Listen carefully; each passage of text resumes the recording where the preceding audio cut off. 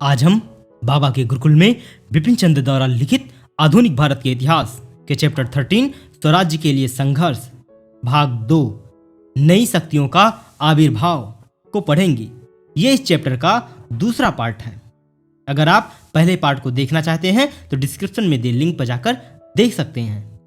अगर आपने अभी तक हमारे चैनल को सब्सक्राइब नहीं किया है तो आपसे निवेदन है कि हमारे चैनल को सब्सक्राइब कर लें और अपने मित्रों को भी शेयर करें जिससे कि उनको भी फायदा हो सके। तो हम शुरू करते हैं। पूर्ण स्वराज्य। जनता की इस नई भावना को जल्द ही राष्ट्रीय कांग्रेस ने अपना लिया। गांधी जी सक्रिय राजनीति में वापस लौट आए और दिसंबर 1928 में कांग्रेस के कलकत्ता अधिवेशन में शामिल हुए। कांग्रेस का पहला काम जुझारू वामपंथ से मेल मिलाप करना था। 1929 के ऐतिहासिक लाहौर अधिवेशन में जवाहरलाल नेहरू को कांग्रेस का अध्यक्ष बनाया गया। इस घटना का एक रोशन पहलू भी था। मोतीलाल नेहरू 1928 में कांग्रेस के अध्यक्ष थे और राष्ट्रीय आंदोलन के आधिकारिक प्रमुख के रूप में उनका स्थान अब उनके पुत्र ने ले लिया था। इस तरह आधुनिक इतिहास में एक विशिष्ट परिवार की विजय हुई। कांग्रेस के लाहौर अधिवेशन में इस नई जुझारू भावना को आवाज मिली। इस अधिवेशन में पारित एक प्रस्ताव ने पूर्ण स्वराज्य को कांग्रेस का उद्देश्य घोषित किया। 31 दिसंबर 1929 को स्वाधीनता का एक नया स्वीकृत तिरंगा झंडा लहराया गया। 26 जनवरी 1930 को पहला स्वाधीनता दिवस घोषित किया गया। उसके बाद यह दिवस हर साल मनाया जाने लगा। जब लोग यह शपथ लेते थे कि ब्रिटिश शासन की अधीनता अब और आगे स्वीकार करना मानवता और ईश्वर के प्रति अपराध होगा। इस अधिवेशन ने एक नागरिक अवज्ञा आंदोलन भी छेड़ने की घोषणा की, लेकिन इसने संघर्ष का कोई कार्यक्रम तैयार नहीं किया। यह काम महात्मा गांधी पर छोड़ दिया गया और पूरे कांग्रेस संगठन को उनकी आज्ञा के अधीन कर दिया गया। गांधी जी के नेतृत्व में राष्ट्रीय आंदोलन एक बार फिर सरकार के मुकाबले खड़ा हुआ। देश अब एक बार फिर आशा, उल्लास और मुक्त होने की दृढ़ भावना से भर उठा। अब हम नागरिक अवज्ञा आंदोलन को पढ़ेंगे। दूसरा नागरिक अवज्ञा आंदोलन 12 मार्च 1930 को गांधी जी के प्रसिद्ध दांडी मार्च के साथ आरंभ हुआ। इस दिन 78 चुने हुए अनुयायियों के साथ लेकर गांधी जी साबरमती आश्रम चले और लगभग 375 किलोमीटर दूर गुजरात के समुद्र तट पर स्थित दांडी गांव पहुंचे। उनकी यात्रा, उनके भाषणों तथा जनता पर उनके प्रभाव की रिपोर्ट प्रतिदिन समाचार पत्रों में छपती रही। रास्ते में पड़ने वाले गांवों के सैकड़ों अधिकारियों ने अपने पदों से त्यागपत्र दे दिए। गांधी जी 6 अप्रैल को दांडी पहुंचे, समुद्र तट से मुट्ठी भर नमक उठाया और इस प्रकार नमक कानून को तोड़ा। यह इस बात का प्रतीक था कि भारतीय जनता अब ब्रिटिश कानूनों और ब्रिटिश शासन के अंतर्गत जीने के लिए तैयार नहीं है। गांधी जी ने घोषणा की, भारत में ब्रिटिश शासन ने इस देश को नैतिक, भौतिक, सांस्कृतिक और आध्यात्मिक विनाश के कगार तक पहुंचा दिया है। मैं इस शासन को एक अभिशाप मानता हूं। मैं इस शासन प्रणाली को नष्ट करने पर आमादा हूं। अब राजद्रोह मेरा धर्म बन चुका है। हमारा संघर्ष एक अहिंसक युद्ध है। हम किसी की हत्या नहीं करेंगे, मगर इस शासन रूपी अभिशाप को नष्ट होते देखना हमारा धर्म है। आंदोलन अब तेजी से फैल चला। पूरे देश में नमक कानून तोड़े गए। फिर उसके बाद महाराष्ट्र, कर्नाटक और मध्य भारत में जंगल कानून तोड़े गए और पूर्वी भारत में ग्रामीण जनता ने चौकीदारी कर अदा करने से इनकार कर दिया। देश में हर जगह जनता हड़तालों, प्रदर्शनों और विदेशी वस्त्रों के बहिष्कार में भाग लेने लगी और कर अदा करने से इनकार करने लगी। लाखों भारतीयों ने सत्याग्रह किया। देश के अनेक भागों में किसानों ने जमीन की मालगुजारी और लगान देने से इनकार कर दिया। उनकी जमीनें जब्त कर ली गई। इस आंदोलन की एक प्रमुख विशेषता स्त्रियों की भागीदारी थी।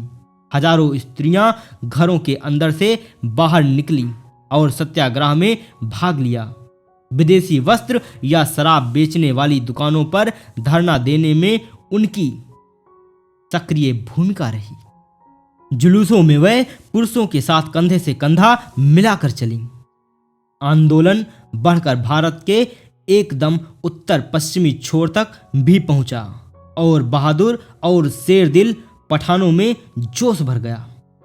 सीमांत गांधी के नाम से प्रख्यात खान अब्दुल गफ्फार खान के नेतृत्व में पठानों ने खुदाई खिदमतगार यानी ईश्वर के सेवक नामक संगठन बना लिया, जो जनता के बीच लाल कुर्ती वाले कहलाते थे।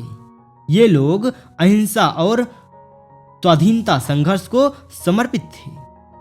इस समय पेशावर में एक महत्वपूर्ण घटना घटी। गढ़वाली सिपाहियों की 2 प्लाटूनों ने अहिंसक प्रदर्शनकारियों पर गोलियां चलाने से मना कर दिया।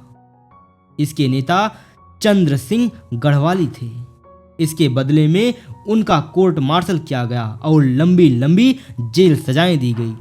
इस घटना से स्पष्ट हो गया कि राष्ट्रवाद की भावना भारतीय सेना तक में फैल गई थी, जो ब्रिटिश शासन का प्रमुख आधार थी।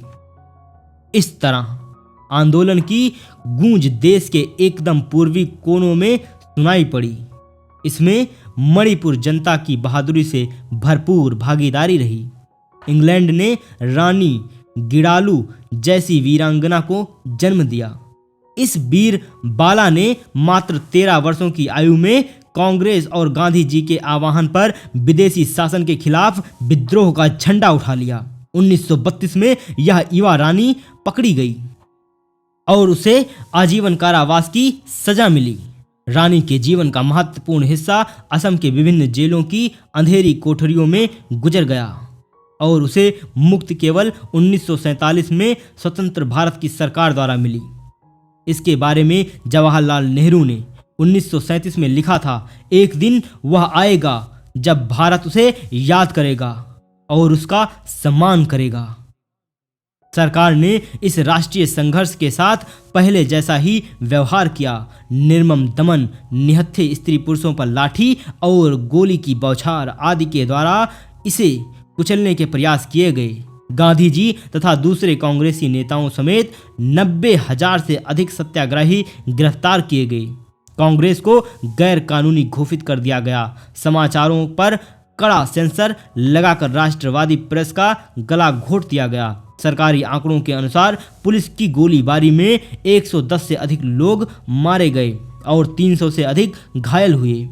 गैर सरकारी आंकड़ों के अनुसार मृतकों की संख्या इससे कहीं बहुत अधिक थी। फिर लाठीचार्ज के हजारों लोगों के सर फूटे और हड्डियां टूटी। खासकर दक्षिण भारत में भयानक किस्म का दमन देखने को मिला। पुलिस अक्सर लोगों को खादी या गांधी टोपी पहनने देखकर भी पीट देती थी। अंततः जनता ने आंध्र प्रदेश में एलोरा नामक स्थान पर प्रतिरोध किया और वहां पुलिस की गोलियों से अनेक लोग मारे गए। इस बीच 1930 में ब्रिटिश सरकार ने लंदन में भारतीय नेताओं और सरकारी वक्ताओं का पहला गोलमेज सम्मेलन आयोजित किया। इसका उद्देश्य साइमन कमीशन की रिपोर्ट पर विचार करना था, लेकिन कांग्रेस ने सम्मेलन का बहिष्कार किया और उसकी कार्रवाइयां बेकार गई। भारत के बारे में कांग्रेस के बिना सम्मेलन यूं ही था जैसे राम के बिना कोई रामलीला। अब सरकार ने कांग्रेस से किसी सहमति पर पहुंचने के लिए बातचीत शुरू की ताकि कांग्रेस इस सम्मेलन में भाग ले। अंत में लॉर्ड इरविन और गांधी के बीच मार्च 1931 में एक समझौता हुआ। सरकार अहिंसक रहने वाले राजनीतिक बंदियों को रिहा करने पर तैयार हो गई। उपयोग के लिए नमक बनाने का अधिकार तथा विदेशी वस्त्रों तथा शराब की दुकानों पर धरना देने का अधिकार भी मान लिए गए। तब कांग्रेस ने नागरिक अवज्ञा आंदोलन रोक दिया और दूसरे गोलमेज सम्मेलन में भाग लेने पर तैयार हो गई। अनेक कांग्रेसी नेता और खासकर युवा वामपंथी गांधी इरविन समझौते के विरोधी थे, क्योंकि सरकार ने एक भी प्रमुख राष्ट्रवादी मांग नहीं मानी थी। सरकार ने यह मांग तक नहीं मानी थी कि भगत सिंह तथा उनके 2 साथियों की फांसी की सजा को आजीवन कारावास में बदल दिए जाएं। लेकिन गांधी जी को विश्वास था कि लॉर्ड इरविन और ब्रिटिश भारतीय मांगों पर बातचीत के बारे में गंभीर थे। सत्याग्रह की उनकी धारणा में यह भी शामिल था कि प्रतिपक्षी को हृदय परिवर्तन का प्रदर्शन करने का अवसर दिया जाए। उनकी रणनीति इस समझ पर आधारित थी कि कोई भी जन आंदोलन निश्चित ही बहुत संक्षिप्त होगा और बहुत दिनों तक जारी न रह सकेगा, क्योंकि जनता की बलिदान की क्षमता अनंत नहीं होती। परिणाम स्वरूप कानून विरोधी जनसंघर्ष के बाद एक निष्क्रिय चरण का आरंभ हुआ, जिसमें आंदोलन को कानून की सीमाओं में रखकर ही चलाया जाना था।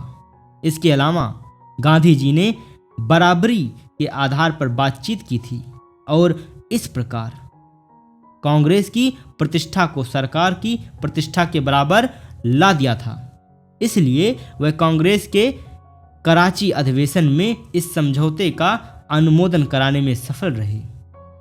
गांधी जी सितंबर 1931 में दूसरे गोलमेज सम्मेलन में भाग लेने इंग्लैंड गए, लेकिन उनकी जोरदार वकालत के बावजूद सरकार ने डोमिनियन स्टेटस तत्काल देकर इसके आधार पर स्वतंत्रता की बुनियादी राष्ट्रवादी मांग को मानने से इनकार कर दिया। इस बीच देश के अनेक भागों में किसानों में असंतोष की लहर फैल चुकी थी। विश्वव्यापी मंदी के कारण खेतिहर पैदावार के दाम गिर गए थे और लगान और मालगुजारी का बोझ उनके लिए असहाय हो चला था। संयुक्त प्रांत में लगान में और कमी और बटाईदारों की बेदखली के खिलाफ कांग्रेस ने आंदोलन चलाया। दिसंबर 1931 में कांग्रेस ने ना लगान ना टैक्स का अभियान चलाया। उत्तर में सरकार ने 26 दिसंबर को जवाहरलाल नेहरू को गिरफ्तार कर लिया। पश्चिमोत्तर सीमांत प्रांत में सरकार की मालगुजारी संबंधी नीति के खिलाफ खुदाई खिदमतगार किसान आंदोलन चला रहे थे। 24 दिसंबर को उनके नेता खान अब्दुल गफ्फार भी धर लिए गए।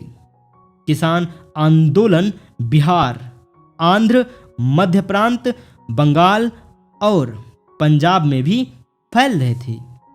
भारत वापस आने पर गांधी के सामने नागरिक अवज्ञा आंदोलन को दोबारा आरंभ करने के सिवाय कोई रास्ता नहीं बचा था।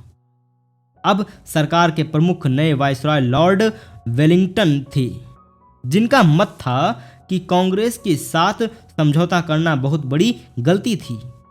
उनकी सरकार कांग्रेस को कुचलने के लिए आमादा और तैयार थी। वास्तव में भारतीय नौकरशाही नरम तो कभी पड़ी ही नहीं थी। गांधी इरविन समझौते पर हस्ताक्षर के फौरन बाद आंध्र के पूर्वी गोदावरी जिले में एक भीड़ पर गोली चली और 4 लोग मारे गए थे, सिर्फ इसलिए कि उन्होंने गांधी जी का एक चित्र लगाया था। 4 जनवरी 1932 को गांधी जी तथा दूसरे कांग्रेसी नेता फिर धर लिए गए और कांग्रेस गैर कानूनी घोषित कर दी गई। सामान्य कानून निलंबित कर दिए गए और प्रशासन विशेष अध्यादेशों के सहारे चलने लगा। पुलिस ने आतंक का नंगा खेल खेला और स्वाधीनता सेनानियों पर अनगिनत अत्याचार किए गए। 1 लाख से ऊपर सत्याग्रही गिरफ्तार किए गए और हजारों की जमीनों, मकानों और दूसरी जायदादों को जब्त किया गया। राष्ट्रवादी साहित्य प्रतिबंधित कर दिए गए। राष्ट्रवादी समाचार पत्रों पर दोबारा सेंसरशिप लागू कर दिए गए। अंत में सरकारी दमन सफल रहा, क्योंकि उसे सांप्रदायिक और दूसरे प्रांतों पर भारतीय नेताओं के बीच मतभेद होने से सहायता मिली। नागरिक अवज्ञा आंदोलन धीरे धीरे बिखर गया। कांग्रेस ने आधिकारिक रूप में मई 1933 में इसे निलंबित कर दिया और मई 1934 में इसे वापस ले लिया। गांधी जी एक बार फिर सक्रिय राजनीति से अलग हो गए। राजनीतिक कार्यकर्ताओं के बीच एक बार फिर निराशा फैल गई। बहुत पहले 1933 में ही सुभाष चंद्र बोस और विट्ठल भाई पटेल ने घोषणा कर दी थी कि एक राजनीतिक नेता के रूप में महात्मा जी असफल रहे हैं। वायसरॉय वेलिंगटन ने भी कहा कि कांग्रेस 1930 की तुलना में निश्चित ही कम अच्छी स्थिति में है और जनता पर उसका प्रभाव घटा है, मगर वास्तव में ऐसा न था। यह सही है कि स्वाधीनता लाने में आंदोलन असफल रहा था, लेकिन जनता का और राजनीतिकरण करने और स्वाधीनता संघर्ष के सामाजिक आधारों को और मजबूत बनाने में वह सफल रहा था। जैसा कि एक ब्रिटिश पत्रकार H.N. वेल्सफोर्ड ने लिखा है, हाल के संघर्ष के फलस्वरूप भारतीयों ने अपने मन को मुक्त कर लिया है और अपने दिलों में स्वाधीनता प्राप्त कर ली है। नागरिक अवज्ञा आंदोलन के वास्तविक परिणाम और वास्तविक प्रभाव का अंदाजा इससे लगाया जा सकता है कि राजनीतिक बंदी जब 1934 में रिहा हुए तो जनता ने उनका वीरों के रूप में स्वागत किया। तो यहाँ पर आपका ये पार्ट समाप्त हुआ। नेक्स्ट पार्ट में हम राष्ट्रवादी राजनीति को पढ़ेंगे। हमारे साथ यहाँ तक बने रहने के लिए आप सभी का बहुत बहुत धन्यवाद।